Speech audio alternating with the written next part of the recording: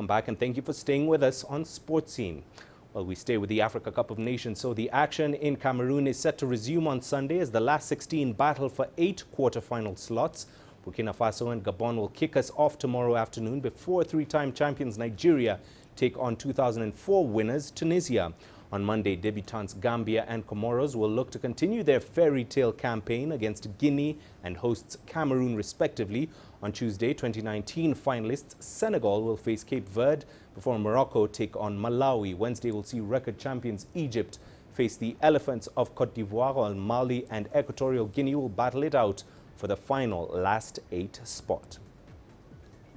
Well, let's kick off the discussion on the action both on and off the pitch at the Africa Cup of Nations so far. CGTN's Deji Bademosi joins me from Lagos, Nigeria, as well as Adel Makhroui, who's live for us in Cairo, Egypt. Adel, I'll begin with you. The big question, what went wrong for the defending champions Algeria?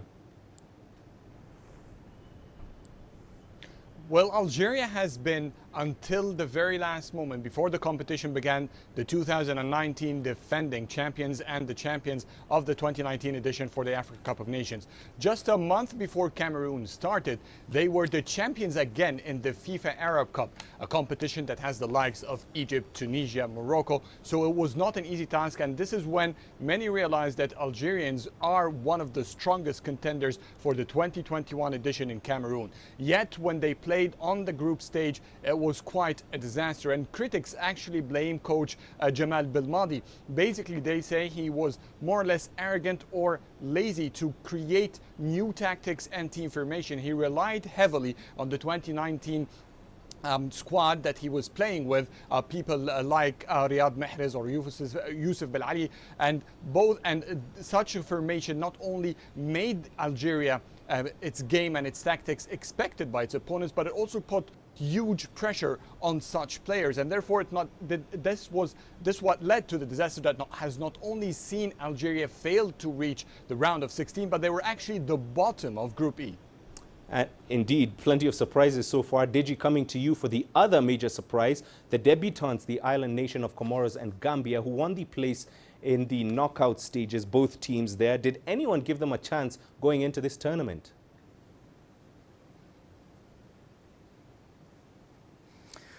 Well, not exactly, because a lot of people just looked at their names, Gambia, Comoros, and that they're actually not, they are not big names when it comes to football on the continent. But the truth is that, look, you need to go back to the qualifiers for the AFCON and look at what this two countries did. Let's take Comoros, for instance. People seem to forget that Comoros lost only one match during the qualifiers. I mean, it qualified from a group that included Egypt, Kenya, Togo. The reason why Kenya and Togo are not in this AFCON is because of Comoros losing just one match and qualifying. So, people didn't look at that. People were basically looking at their name and considering the fact that, look, it's not a footballing nation, and that, the highest they have gone in terms of an international competition of, not of this nature anyway, would be the COSAFA Cup that they took part in way back in 2019 when they got to the quarterfinals. Other than that, I mean, Comoros is not a name you would reckon with in African football. But then there've been a surprise package. Unfortunately, if you ask me, I think their fairy tale run might come to an end on Monday when they face Cameroon, because the latest story we are getting now is that they may be playing that game without a goalkeeper, because we understand their goalkeepers. The goalkeepers they have all tested positive for COVID-19. So it will be a disaster if an outfield player now is fielded as a goalkeeper. That will definitely be a problem. But I think against Cameroon, honestly, personally, I wouldn't give them a chance. But then this is football. Anything can happen. Let's talk about the Gambia. Gambia, another big surprise.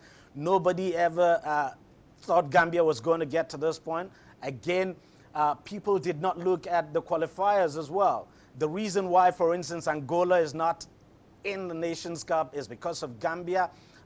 So Gambia also qualified, the DRC as well, not been here as a result of the fact that Gambia qualified from that group that included Gabon. So you look at their performance, the performance of these two teams now during the qualifiers, you wouldn't be so much surprised at what they're doing at this point. Right. But then it's still a surprise in the sense that, look, this is the first time they'll be coming to the Nations Cup, so you would never have expected that they would make it to the round of 16.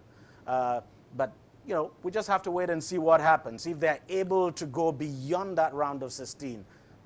All right, indeed, plenty of surprises so far, plenty to look forward to. Adele, 8 teams have already left the competition.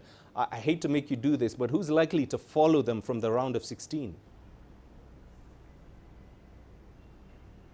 Well, the round of 16 is quite exquisite in terms of the team played, and it actually highlights the beauty of having an expanded 24-team Africa Cup of Nations, because without that, countries like Deji was just talking about, like Comoros and Gambia, they would not be here, and we would not have the opportunity for them to see such thrill in football, like having the expected edition, and now they are just marching forward beyond many teams, like what happened back then when Madagascar was also the rising star of that edition. So take a look at the matches. It is very hard to have any speculations about who can join or go back home very soon. So there are two very outstanding games and early African finals. That includes Egypt and Cote d'Ivoire, of course, from one side, Algeria and Tunisia. These are the fiercest 2 matches on this round.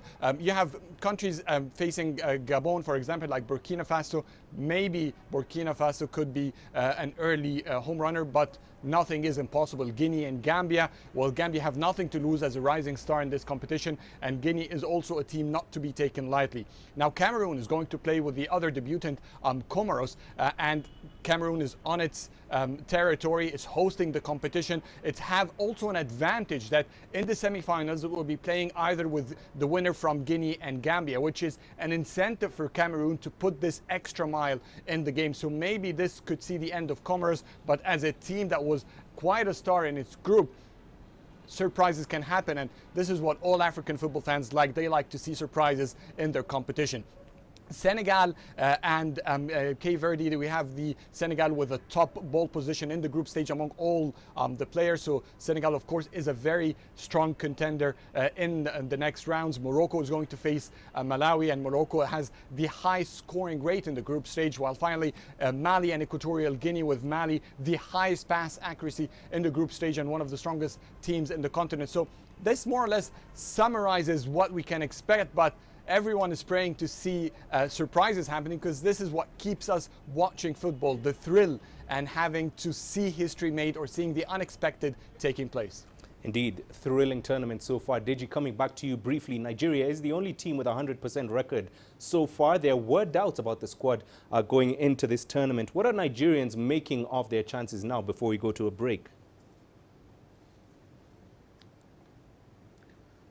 Look, Nigerians have been pleasantly surprised by this team. Nobody gave them a chance in this country that they were going to go this far. And of course, you're absolutely right. I mean, there were issues before the tournament.